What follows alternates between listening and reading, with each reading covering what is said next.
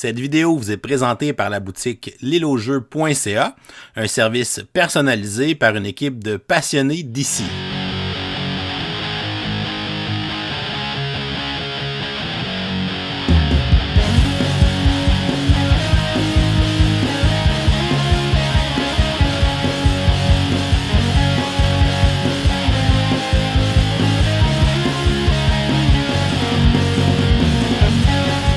Salut les gamers, bienvenue après ça à Board Game, j'appelle David. Aujourd'hui à Board Game 101, je vous présente le jeu Rats of Wistar, un jeu qui a été édité en 2023 par Cranio Création et qui sera très bientôt traduit en français par Intrafine.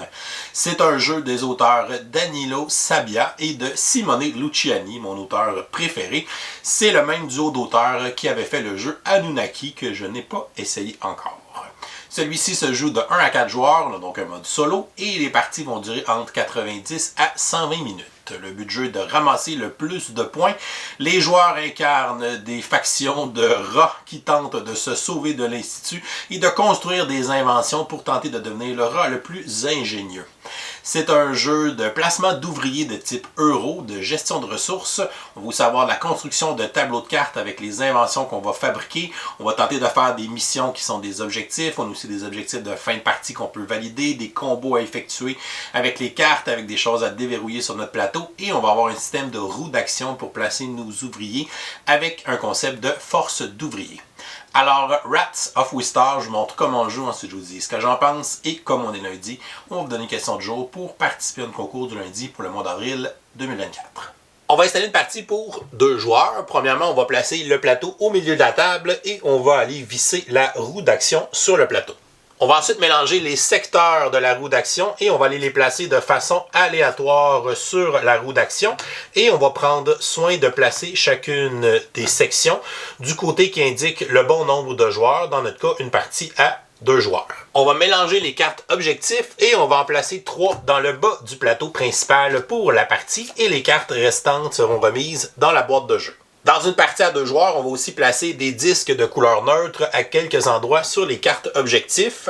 On va donc placer un disque sur l'emplacement numéro 1 et numéro 3 de la première carte objectif. Et on va aller placer des disques sur les emplacements numéro 2 des 2 autres cartes objectifs. On va mélanger les cartes sous-sol et on va aller en placer une dans chaque emplacement dans le sous-sol de la maison sur la zone du plateau.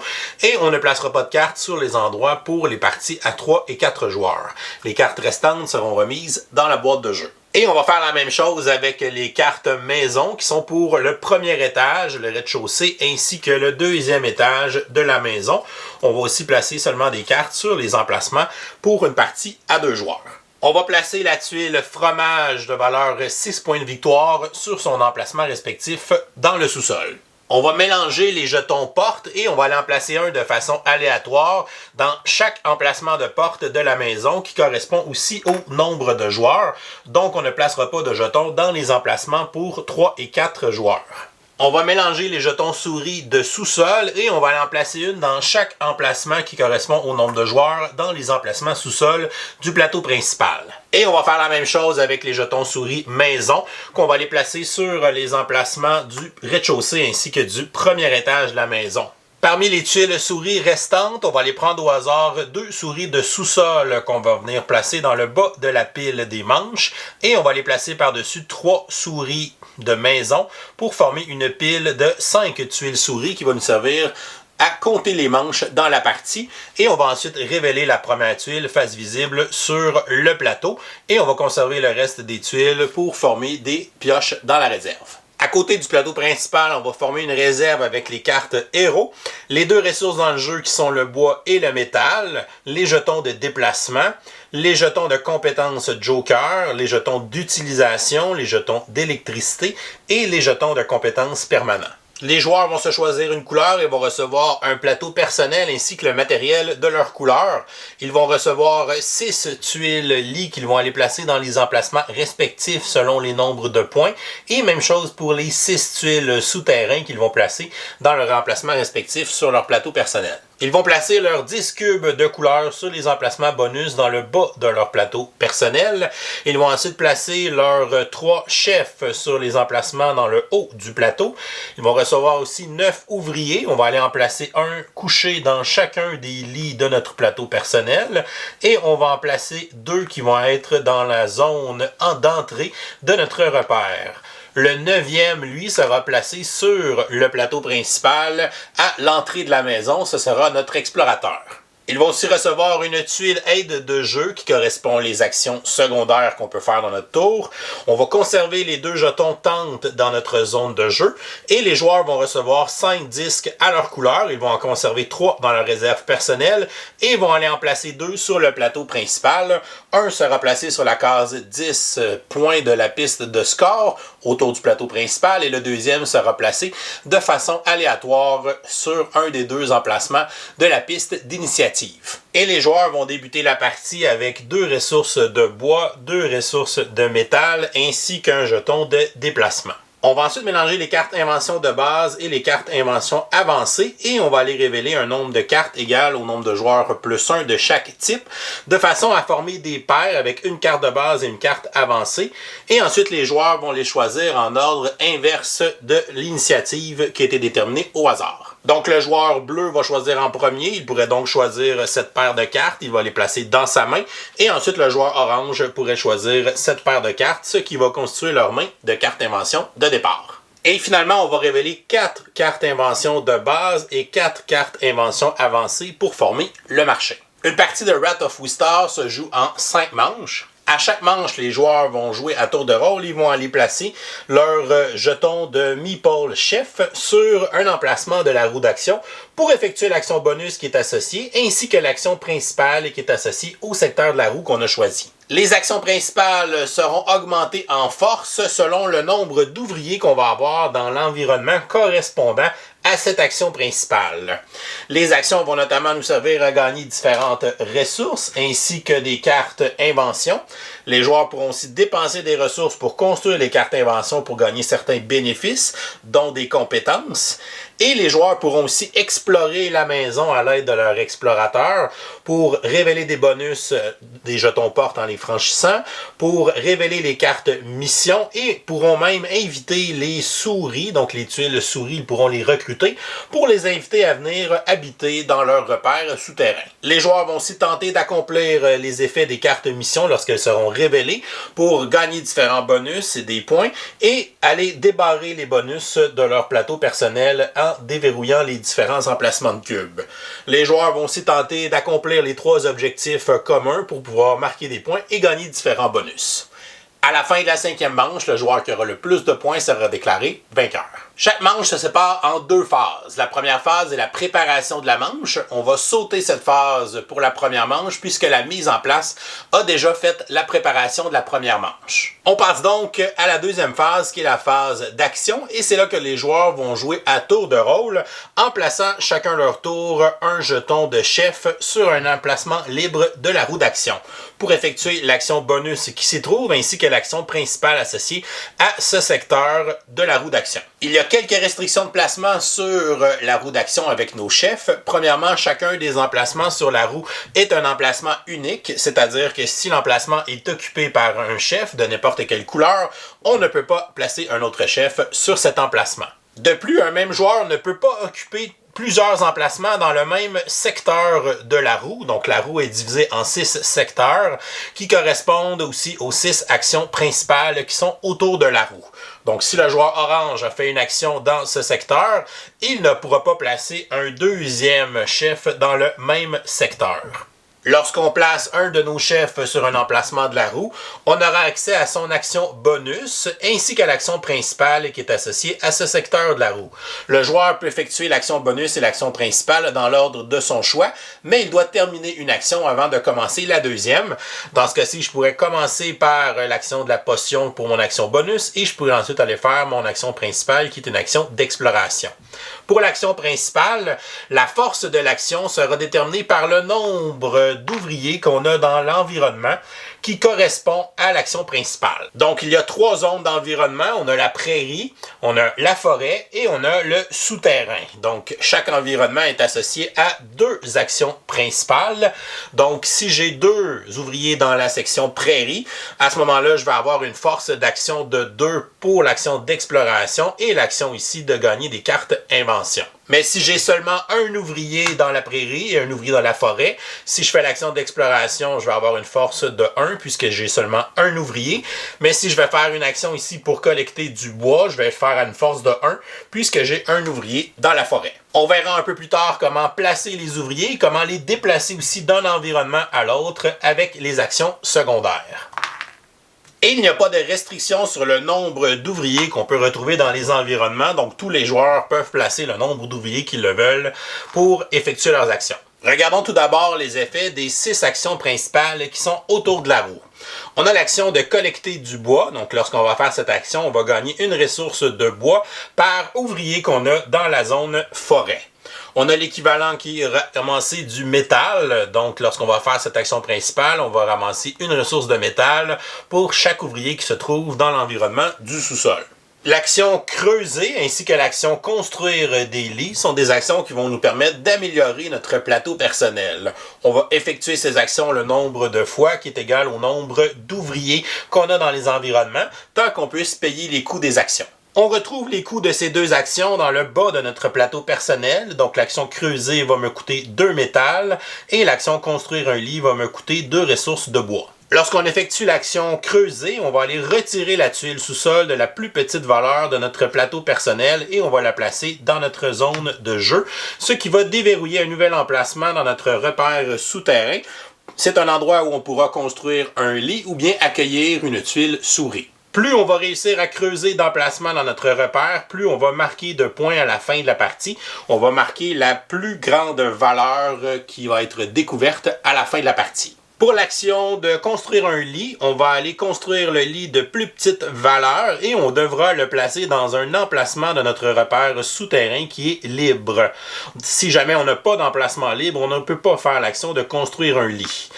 Ensuite, on va prendre le jeton d'ouvrier et on va aller le placer dans la zone d'entrée de notre repère. On pourra ensuite le déployer sur le plateau principal pour le placer dans un des 3 environnements. Et plus on réussit à déverrouiller des lits, plus on va marquer de points à la fin de la partie. On va encore une fois marquer la plus haute valeur déverrouillée. L'action principale, développer des projets, va nous permettre d'aller chercher des cartes d'invention dans le marché pour les ajouter à notre main. La force de cette action, donc le nombre d'ouvriers qu'on aura dans cet environnement, va nous donner un nombre de points de développement.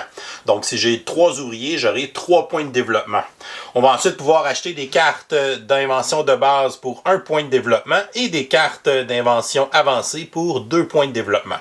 Les joueurs peuvent recruter des cartes qui sont face visible dans le marché ou bien aller recruter la première carte de la pioche qui est face cachée. Donc, avec 3 points de développement, je pourrais décider de m'acheter une carte d'invention avancée pour 2 points de développement.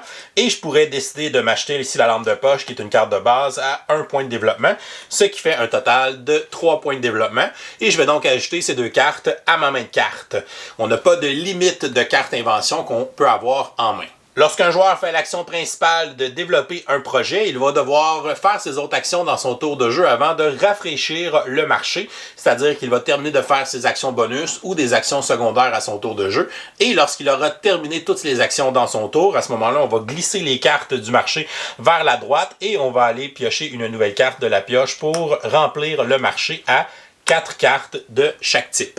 Et finalement, la dernière action est celle d'exploration qui va nous permettre de déplacer notre explorateur à l'intérieur de la maison. Lorsqu'on fait cette action, on va gagner un certain nombre de points d'exploration selon la force de notre action, donc selon le nombre d'ouvriers qu'on aura dans cet environnement. Et chaque point d'exploration nous permettra d'effectuer des actions avec notre explorateur. Premièrement, pour un point d'exploration, on peut décider d'ouvrir une porte qui est adjacente à notre explorateur. Donc avec mon premier point d'exploration, je pourrais retourner cette porte Et on va gagner le bonus qui est inscrit de l'autre côté. Donc ici, je gagnerai 2 ressources de bois et on va retirer ce jeton de la partie. Pour un point d'exploration, on peut déplacer notre explorateur dans une salle adjacente, c'est-à-dire une salle où la porte est ouverte. Donc avec un point, je pourrais le déplacer et l'amener dans la salle qui est ici. Il existe 2 entrées pour aller dans la maison. On a l'entrée qui est au 2e étage qu'on vient ici d'ouvrir et on a une autre porte ici pour aller au rez-de-chaussée. Il n'y a pas de limite d'explorateurs qui peuvent se retrouver dans la même pièce de la maison. Pour un point d'exploration, on peut aussi retourner une carte mission et la révéler face visible. Et lorsqu'on fait cette action, on va gagner une récompense immédiate qui est inscrite dans le coin de la carte. Donc ici, je gagnerai une ressource de métal. Et maintenant, cette carte mission sera face visible pour tous les joueurs qui pourront tenter d'en profiter pour accomplir les missions qui sont demandées par la carte. Et avec un point d'exploration, on peut aussi recruter une tuile souris qui se trouve dans une pièce où notre explorateur est, ou bien un de nos jetons de tente.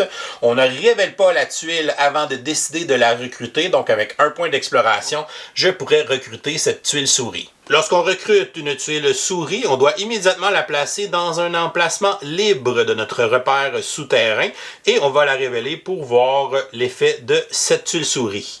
Il y a 2 types de tuiles souris maison. On a le symbole de la main qui représente un revenu.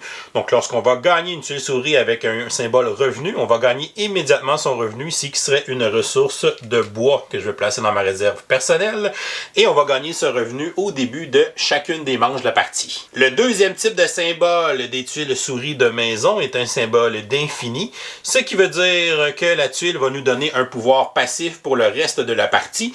Dans ce cas, c'est lorsqu'on va faire l'action principale de développer des projets, on va gagner un point de développement supplémentaire. Et on peut aussi recruter des tuiles souris sous-sol. Et lorsqu'on va les gagner, on voit qu'elles ont le symbole de l'éclair, ce qui veut dire un effet instantané. Dans le cas de cette tuile, je vais gagner immédiatement 2 cartes invention de base que je vais prendre sur le dessus de la pioche. On remarque aussi que les tuiles souris ont une valeur de points de victoire à la fin de la partie qu'elles vont nous rapporter. Si on se trouve dans la dernière pièce du sous-sol, au lieu de recruter une tuile souris, on peut recruter la tuile de fromage et elle va valoir 6 points à la fin de la partie et on devra la placer dans un emplacement libre de notre repère souterrain. Si jamais un joueur ne veut pas placer un de ses chefs sur la roue d'action, il peut décider de le placer dans la zone de la hutte de l'alchimiste. Il va donc le placer sur l'emplacement le plus à gauche. Il va gagner l'effet d'une potion, c'est-à-dire qu'il pourra choisir entre accomplir une mission, jouer une carte invention, gagner une ressource de métal ou gagner une ressource de bois. Et il va gagner aussi un jeton de déplacement. Si un autre joueur vient se placer à la hutte de l'alchimiste, il va se placer à côté de l'autre chef.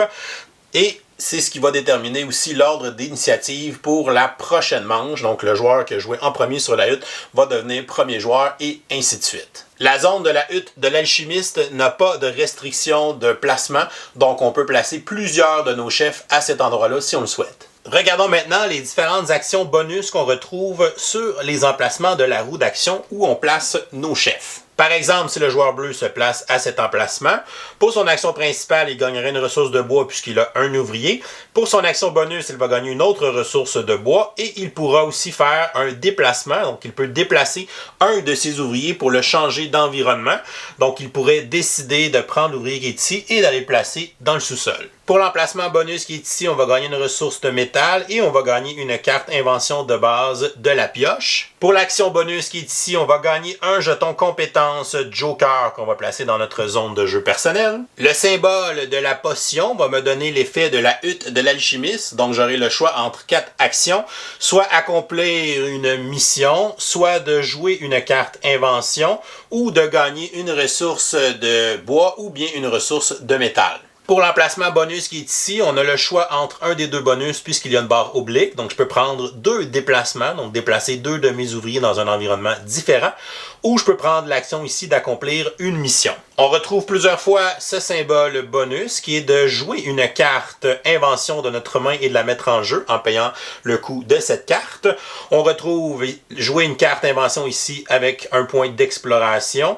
Et on retrouve ici encore une fois de jouer une carte invention mais cette fois-ci avec 2 déplacements d'ouvriers. Et finalement, pour la dernière action bonus, qui est le symbole d'une tuile souris, c'est d'aller recruter la tuile souris qui est face visible dans la zone de compteur de manches. Un joueur doit avoir un emplacement disponible pour pouvoir recruter cette tuile souris comme d'habitude. On a vu qu'un des symboles des actions bonus va nous permettre de jouer des cartes invention de notre main et de les placer dans notre zone de jeu. Les cartes invention ont plusieurs effets. Lorsqu'on va jouer des cartes invention, on va notamment marquer des points de victoire à la fin de la partie tel qu'indiqué dans le coin de la carte.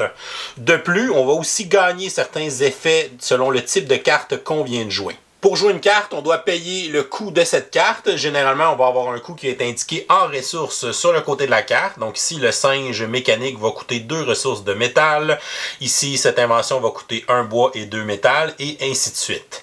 On a aussi des fois des prérequis qui vont nous demander d'avoir de l'électricité. Donc, pour faire le Tractor Beam, on doit posséder le jeton d'électricité, qu'il soit sur le côté de base ou sur le côté amélioré. Donc, si le joueur possède l'électricité, à ce moment-là, il peut payer les 2 ressources demandées et jouer sa carte. On ne dépense pas notre jeton d'électricité, c'est seulement un prérequis pour l'avoir pour jouer certaines cartes invention. D'autres cartes invention vont nous demander d'avoir certaines compétences pour pouvoir la jouer. Donc ici, on doit avoir 2 fois la compétence d'intelligence.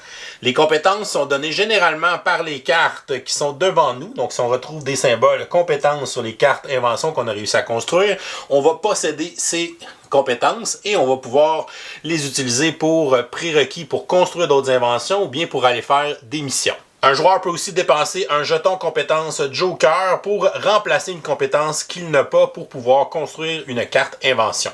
Dans notre cas, si notre joueur possède seulement un symbole intelligence, il pourrait défausser son jeton de compétence Joker pour faire la deuxième compétence d'intelligence qu'il a besoin, de payer 2 métal, et il a l'électricité, donc il pourrait construire cette invention. On a aussi certaines cartes invention qui vont nous donner comme récompense le symbole de la batterie qui représente l'électricité. Donc lorsqu'on va construire une carte invention avec ce symbole, on va gagner immédiatement le jeton d'électricité qu'on va placer devant nous dans notre zone de jeu.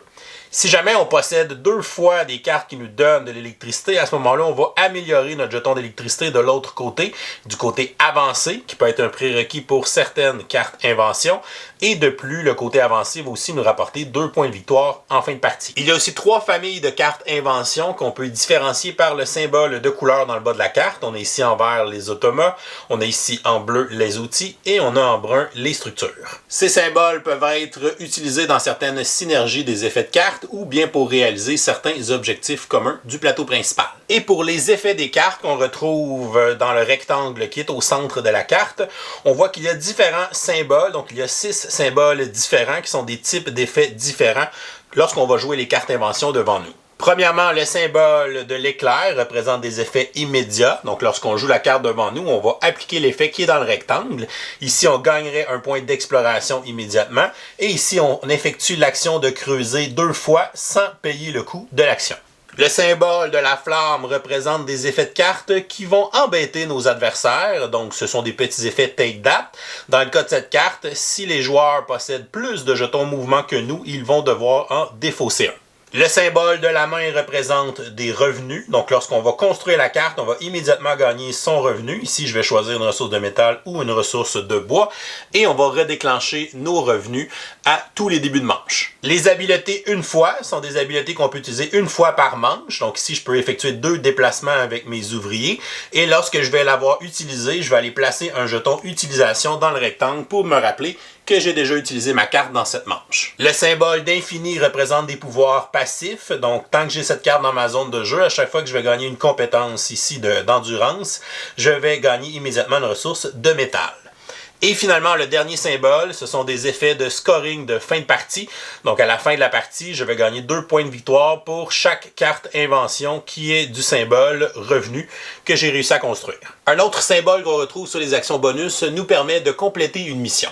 Pour faire une mission, on doit avoir une mission qui est face ouverte à l'intérieur de la maison et on doit soit avoir notre explorateur dans cette pièce ou bien un de nos jetons tente et ensuite on va pouvoir accomplir une des missions qui se retrouve sur cette carte. Chacune des cartes missions comporte 3 lignes de mission et chacune des missions aura certains prérequis de compétences. Certaines lignes de mission auront aussi des cadenas qui vont se retrouver sur les cases. Ce sont des prérequis supplémentaires qui vont demander d'avoir accompli une autre ligne de mission de la même carte. Donc, pour cette carte mission, les joueurs n'auront pas le choix de commencer par la ligne du haut, puisque pour faire la ligne du milieu, on doit avoir accompli la ligne du haut, et pour faire la ligne du bas, on doit avoir accompli les 2 autres missions de cette carte. Pour accomplir cette mission, le joueur doit avoir les 2 compétences qui sont demandées, une compétence d'endurance et une compétence de force. Donc, si jamais les cartes inventions qu'il a réussi à construire devant lui comportent une icône d'endurance ainsi qu'un icône de force, il a les 2 prérequis demandés par cette mission.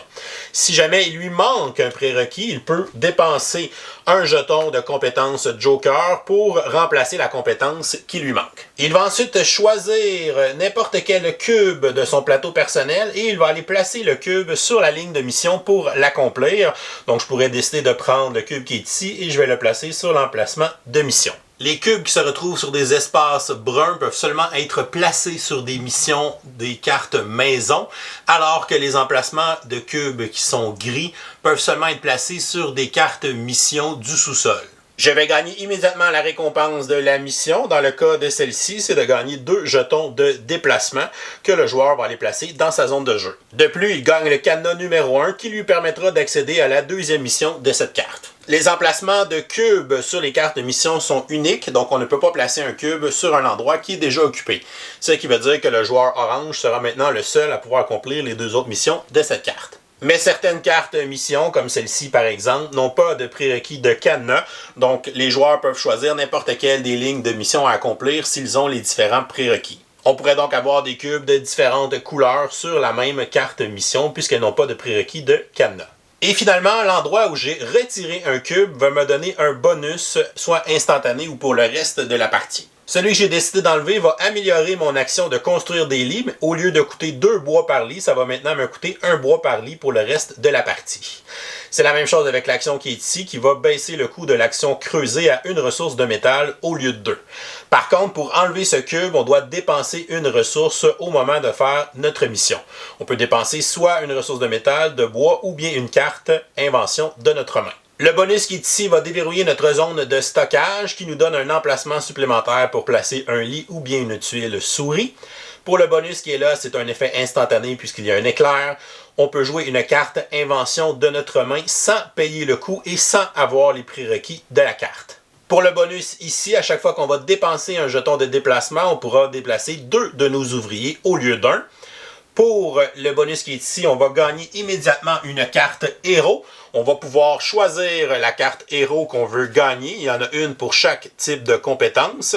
C'est une carte qui va nous donner 2 compétences et qui va nous donner immédiatement 1 point par symbole de cette compétence dans notre zone de jeu. Pour le symbole qui est ici, on va gagner un des jetons de compétences permanents. On va choisir lequel et ça va nous donner un symbole de compétence pour le reste de la partie. Pour le bonus ici, on peut activer n'importe quelle des 6 actions principales et on va utiliser évidemment la force qui représente les ouvriers qu'on aura dans l'environnement de l'action principale. Et les 2 derniers bonus sont respectivement 3 points de victoire et 6 points de victoire et si jamais on réussit à déverrouiller les 2 cubes, on aura un 2 points supplémentaires. En plus de son action bonus et de son action principale qui sont obtenues en plaçant notre chef sur la roue d'action, les joueurs peuvent aussi effectuer des actions secondaires qui sont représentées sur notre tuile d'aide de jeu.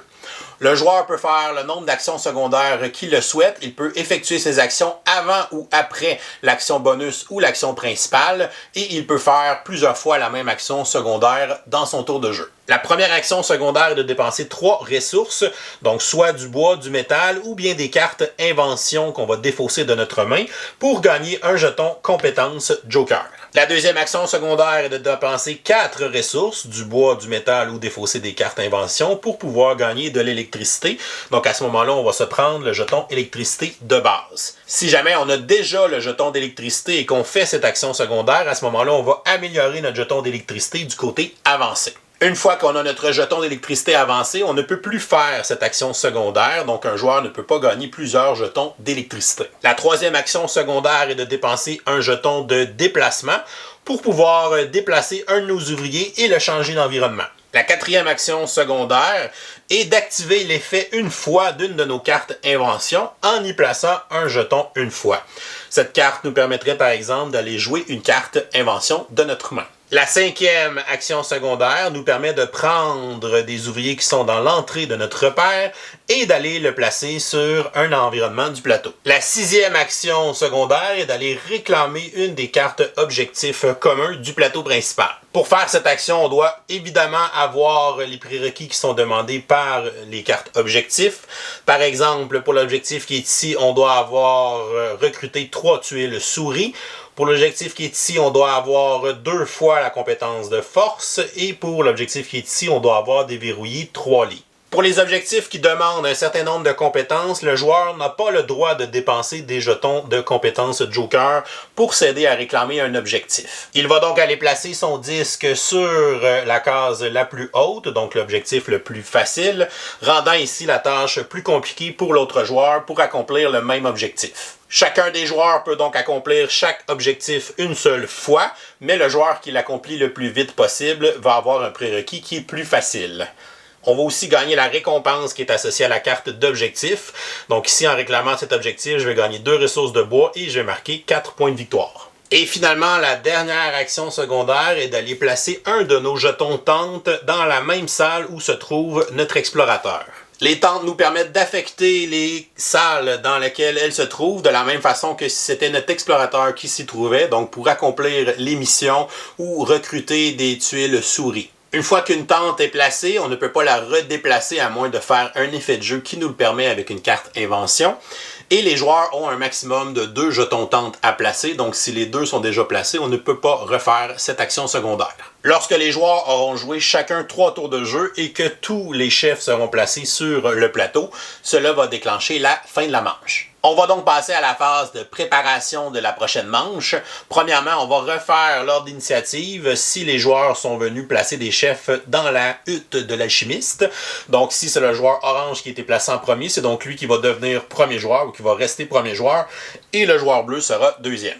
Les joueurs vont ensuite reprendre leur chef et les remettre sur leur plateau personnel. Si aucun joueur n'a recruté la tuile souris de la manche, on va la défausser et on va ensuite en révéler une nouvelle. Si quelqu'un l'a recruté, on va tout simplement révéler une nouvelle tuile souris. On va ensuite tourner la roue d'action d'un cran, donc de 60 degrés dans le sens horaire. Les joueurs vont activer leurs effets de revenu, donc le symbole avec la main sur leur carte invention ou bien sur leur tuile souris. Si les joueurs ont des cartes invention une fois par manche et qu'elle a été utilisée, ils vont défausser les jetons d'utilisation pour pouvoir être prêts à réutiliser leur carte dans la prochaine manche. Et finalement, on va défausser les 2 cartes invention de base et avancer les qui sont les plus à droite dans le marché. On va glisser les autres cartes et on va en piocher des nouvelles pour remplir le marché avec 4 cartes invention de base et 4 cartes invention avancée pour la prochaine manche. Et on est prêt à commencer la deuxième manche. On va ensuite jouer la deuxième, la troisième, la quatrième et la cinquième manche. Donc les tuiles souris vont nous servir de compte à rebours pour les 5 manches dans la partie. À la fin de la 5e manche, on va tout simplement passer au décompte final des points. Juste avant de compter les points, on va quand même refaire l'ordre d'initiative puisque c'est ce qui va servir de bris d'égalité à la fin de la partie. En plus des points que les joueurs ont scorés pendant la partie, on va ajouter à cela plusieurs éléments de scoring de fin de partie. Premièrement, on va aller regarder les emplacements où on a déverrouillé des cubes et qui rapportent des points. Donc ici, j'ai 1 point, un 2 points ici et un 3 points ici. Par la suite, on va scorer l'endroit le plus élevé dans les emplacements sous-sol qu'on a déverrouillés. Donc, je ferai 10 points. C'est pas important que si l'emplacement est vide ou occupé. Et même chose avec les lits, le plus gros emplacement déverrouillé ici qui me donnerait 7 points. On va additionner les points qui sont associés à nos tuiles souris qui sont dans notre repère. Donc, si j'ai 0 plus 2 plus 0, ce qui me fait 2 points. Ensuite, on va additionner les points des cartes invention qu'on a réussi à construire pendant la partie. Et si jamais on a des cartes qui ont des effets de scoring de fin de partie, on va déclencher leur effet. Donc ici, ça me donne 2 points par carte invention qui a le symbole revenu. Disons que j'en ai 2 au total pour 4 points. Si le joueur a son jeton d'électricité avancé, il va marquer 2 points. Ensuite, pour les ressources restantes, donc le bois, le métal, les jetons de déplacement, ainsi que les cartes invention en main, on va faire 1 point pour 5 éléments. Et chaque paire de jetons Joker de compétences va me donner 1 point. On va additionner tout ça ensemble pour faire notre score final et le joueur qui aura le plus de points sera déclaré vainqueur. Si jamais on a une égalité, c'est le joueur qui est premier dans l'ordre d'initiative à la fin de la partie qui va remporter l'égalité. Et voilà, c'est comme ça qu'on joue à Rats of Wistar. Je vous reviens avec mon opinion personnelle. Qu'est-ce que je pense de Rats of Wistar? On va regarder les côtés positifs. Premièrement, c'est quand même une très belle production.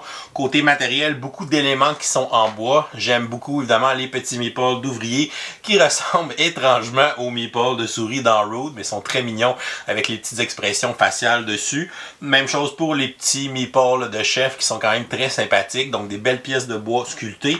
Le reste, c'est des cartes, c'est des trucs en carton. Donc, c'est de la qualité qui est assez standard. Il n'y a rien qui sort de l'ordinaire non plus, mais ça fait quand même très bien le boulot. Fait que c'est toujours le fun d'apprécier des beaux meeples. Pour le visuel, j'adore le design des cartes, donc le fait que ce soit justement toutes des cartes uniques. Chaque carte invention, il y en a 180 dans le jeu quand même, donc chaque carte invention va avoir une illustration qui est différente, va avoir un effet qui est différent aussi. Donc c'est un jeu qui a une énorme variété de cartes à l'intérieur, toutes des cartes qui ont des effets qui peuvent justement se comboer, faire des synergies ensemble. Donc on va chercher à justement essayer de trouver ces différents combos-là qu'on peut réaliser pendant la partie avec nos cartes invention, qui sont un peu comme le début de notre engin. Il faut faire des inventions pour nous donner des compétences. Après, les compétences me permettent d'aller faire des missions. Les missions me permettent de déverrouiller des bonus sur mon plateau, faire des objectifs. Fait que tout ça s'enchaîne, mais tout ça part des cartes inventions. Donc, c'est important d'essayer justement de démarrer notre engin comme il faut avec ces effets-là. Donc, c'est le fun de découvrir aussi tous les effets de cartes qui existent à l'intérieur du jeu. Donc, c'est vraiment une belle richesse à l'intérieur d'un gros deck de cartes qui sont toutes uniques. Fait que je pense que ça fait un gameplay qui est quand même assez riche. Ça fait aussi une bonne variété dans nos parties. Donc, évidemment, on ne verra pas toutes les cartes dans une partie. Fait que ça va renouveler quand même l'expérience. Fait que ça, c'est intéressant. On a aussi une belle variété au niveau des cartes objectifs. On en a seulement 3 par partie, puis il y en a quand même plusieurs. Même chose avec les cartes missions. On en met un certain nombre sur le plateau. Le reste, on les utilise pas. Fait que ça sera pas nécessairement les mêmes qui vont venir à chaque partie. Fait que ça offre quand même une belle variété d'y retourner d'une partie à l'autre. Le livret de règles est hyper clair, donc vraiment bien construit. On a encore une fois plein d'explications supplémentaires sur certaines cartes au verso. Et après ça, juste avant, on a vraiment l'annexe de tous les symboles qu'on retrouve dans le jeu, comme on voit toujours dans les jeux de Simone Luciani. Donc vraiment très bien pour se référer. On cherche pas longtemps, on sait que tous les symboles sont à la même place, fait qu'on va s'y référer rapidement. On a aussi fait un deuxième livret pour le mode solo, donc c'est dans 2 livrets séparés. Des fois, c'est plus simple d'opérer justement l'automa ou de gérer ces choses-là. Fait que c'est vraiment bien fait au niveau de l'édition des règles. C'est un jeu qui est aussi indépendant de la langue, donc à part le livret d'instruction, il y a vraiment juste des symboles, l'iconographie sur les éléments du plateau, sur le plateau personnel, sur les cartes. Donc, c'est un jeu qu'on peut se procurer quand même souvent à meilleur prix ici au Canada en anglais, puis on a juste peut-être à s'imprimer le livret en français, puis on va être capable d'y jouer parce que c'est totalement indépendant de la langue. C'est un euro qui a quand même une certaine tension entre les joueurs parce que les espaces sur la roue d'action sont très limités, puis le fait aussi qu'un joueur peut pas aller 2 fois dans le même secteur, dans la même manche, fait qu'on va quand même se disputer les endroits, les emplacements, fait qu'il faut vraiment penser à quel ordre je veux les faire, faut que je pense aussi à ce que l'autre veut aller pour des fois tenter de le bloquer ou de faire cette action-là pour pas qu'il lui aille la faire et ainsi de suite, fait qu'il y a quand même une certaine tension qu'on va ressentir avec le placement d'ouvriers, puis aussi la compétition entre les joueurs pour évidemment les objectifs. J'aime la façon que les objectifs fonctionnent. Le fait que plus vite tu le fais, plus c'est facile. Puis là, les autres joueurs, ça va être plus difficile pour eux autres de les faire. Fait que ça, c'est intéressant. Ça donne un avantage aux joueurs qui vont les réussir rapidement. Ça, j'aime ça. Puis aussi la course qu'on va avoir sur les cartes mission. Donc, le fait de se déplacer dans la maison, d'aller chercher les spots sur les cartes mission, des fois pour justement se réserver un cadenas numéro 1, numéro 2, qui nous réserve une mission à nous autres. Fait que l'on peut plus prendre notre temps pour la faire. Fait que d'aller bien se positionner aussi sur ces éléments-là qui sont sur le plateau commun. Fait qu'on va quand même ressentir cette tension-là dans les parties. Et le jeu s'ajuste quand même bien au nombre de joueurs parce que dans le fond, on va avoir un côté 2 joueurs, 3 joueurs, 4 joueurs. Donc les emplacements sur la roue d'action vont varier selon le nombre de joueurs. Fait que ça va bien s'équilibrer. Même à 2, on va sentir cette pression-là parce qu'il y a beaucoup moins d'emplacements d'action sur la roue que quand on joue à 4 joueurs. Comme j'ai dit tantôt, le jeu a un mode solo, donc c'est un mode solo que je n'ai pas essayé malheureusement, fait que je peux pas vous en parler davantage, mais il est là, puis il y a quand même un bon livre de règles, fait que je pense qu'il a quand même été bien travaillé là, pour avoir une belle expérience solo. On pourrait penser que c'est un jeu euro avec un petit thème plaqué. Ça l'est un peu, mais pas tant que ça au final. Je trouve que le thème, il a quand même une belle originalité, puis on le ressent, ça donne une petite vie au jeu. Quand on regarde les cartes d'invention, justement, de voir ce que nos souris pourraient se patenter avec des éléments qu'ils trouvent. Donc, je trouve qu'il y a un côté très humoristique, très le fun, très léger dans le thème qui fonctionne vraiment bien. Donc, les effets des cartes avec c'est quoi, justement, qu'on a dessiné sur la carte. Donc, je pense qu'on a fait une belle créativité autour de ce thème-là. Puis, on le ressent quand même un peu en jouant comparé à beaucoup d'euros où le thème est beaucoup plus absent. Là, je pense qu'il y a quand même une petite présence. Pour les côtés négatifs, c'est le genre de jeu que j'aurais aimé avoir un plateau joueur double couche parce qu'il y a quand même pas mal de stock sur notre plateau joueur qu'on va justement déverrouiller ou ajouter des trucs comme ça. Fait que ça aurait été le fun avec du double couche que tout tienne en place. Sinon, les petits jetons pour les une fois d'utilisation sur nos cartes, honnêtement, on aurait juste pu les incliner sur le côté comme qu'on fait dans 98% des jeux au lieu de mettre des petits jetons assez insignifiants. Et pour le matériel, honnêtement, c'est qui le sang génie qui a designé le plateau de jeu qui fait qu'il faut dévisser la roue d'action entre chaque partie parce quand on plie le board pour qu'il rentre dans la boîte, on peut pas le mettre avec la roue qui reste vissée dans le plateau, il faut la dévisser entre chaque partie. Fait qu'honnêtement, je pense qu'on aurait pu penser à quelque chose d'un peu plus intelligent en 2023. Là. C'est un jeu qui a quand même beaucoup d'éléments à placer dans la mise en place, donc le temps de mise en place est quand même long pour ce type de jeu, mais bon, ça lui donne quand même une belle variété. Sinon, pour le setup, dans le livret d'instructions, ils ont fait une image avec le setup général puis le setup du joueur, mais les instructions du setup du joueur sont sur la page suivante. Fait que c'est comme un peu maladroit là, quand on fait notre première mise en place de toujours tourner cette page-là. Donc de s'assurer que la bonne image de setup des joueurs soit à côté du texte qui va avec pour éviter là, ces petits problèmes-là. Mais une fois qu'on a joué une partie, je pense qu'on comprend quand même bien là, comment les choses se placent. Côté gameplay, j'aime le concept de la force d'action. Je trouve ça un peu dommage que justement notre chef a une force de 0. Puis il faut obligatoirement qu'il y ait un ouvrier, donc il y ait au moins une force de 1. Je trouve que ça aurait été sympathique. Puis de pouvoir augmenter ça en déplaçant nos ouvriers puis en les gérant. Parce que là, ça nous oblige à avoir au moins un ouvrier dans une zone pour pouvoir faire une action de niveau 1, ce qui est quand même gossant de temps en temps. J'aime moins les jeux où on doit acheter nos ouvriers au fur et à mesure de la partie parce qu'on dirait que ça nous oblige à faire ça dans le jeu.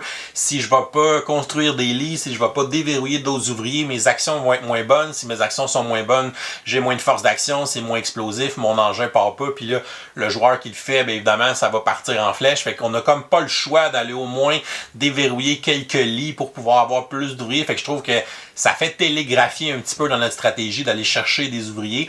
Fait que je préfère les jeux où les joueurs reçoivent leurs ouvriers au fur et à mesure tout seul à chaque round ou quelque chose comme ça, au lieu que ça fasse partie des mécaniques de jeu d'aller les chercher nous-mêmes. Pour un jeu euro de placement d'ouvriers puis de gestion de ressources, je trouve qu'il y a quand même plusieurs éléments qui sont hasardeux dans le jeu.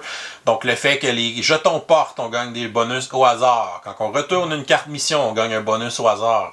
Quand on recrute une tuile souris, on gagne quelque chose qu'on ne sait pas c'est quoi. Fait que ça fait beaucoup d'éléments qui sont vraiment laissés au hasard, qui sont totalement aléatoires. C'est comme on gagne une récompense X, mais là on lance un dé puis je sais pas c'est quoi ma récompense, est-ce que c'est que j'ai ce que j'ai besoin présentement, ça me servira pas ou je sais pas trop.